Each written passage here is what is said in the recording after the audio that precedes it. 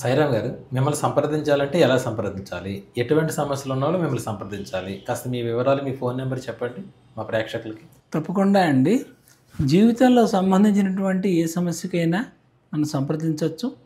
మా ఫోన్ నెంబర్లు 9848505847, 9494797071.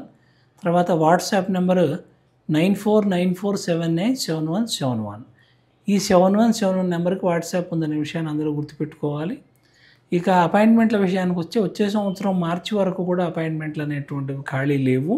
మార్చి నుంచి మేమేమైనా ఇవ్వగలుగుతాము. మీకు కావాలంటే మీరు ముందే తీసుకోవాల్సి ఉంటుంది. అదే విషయం.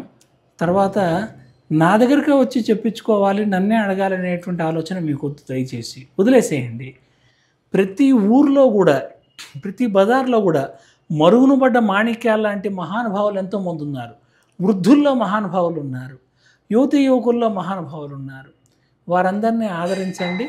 వారందరూ కాదు నన్ను అడగవలసిన సందర్భం వచ్చింది అనుకున్న అతి కొద్ది సందర్భాల్లో మాత్రమే నన్ను సంప్రదించాలని, మామూలుగా ఆ లోకల్గా ఉన్నటువంటి మహత్తరమైన అద్భుత టాలెంట్ని మీరు ప్రోత్సహించాలి. మనస్ఫూర్తిగా నేను సద్గురు సాయినాథుడిని వేడుకుంటున్నాను, కోరుకుంటున్నాను.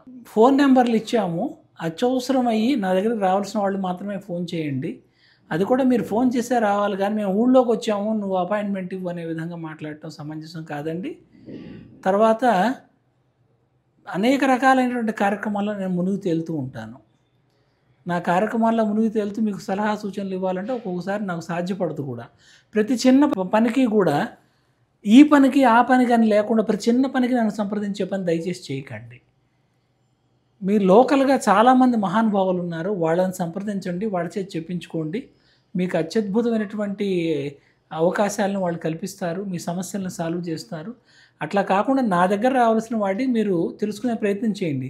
ప్రతి చిన్నదానికి గ్యాస్ స్టవ్ కొన్నాం, ఎప్పుడు ముట్టించాలి పొయ్యి, ఆ తర్వాత వాహనం కొనుక్కున్నాం, పూజ ఎప్పుడు చేయించమంటారు అని ఇట్లా అడిగితే సమాధానం ఇచ్చేటువంటి తీరిక నాకు లేదు. దయచేసి నా యొక్క సమయాభావాన్ని మీరు గమనించగలరు, అర్థం చేసుకోండి.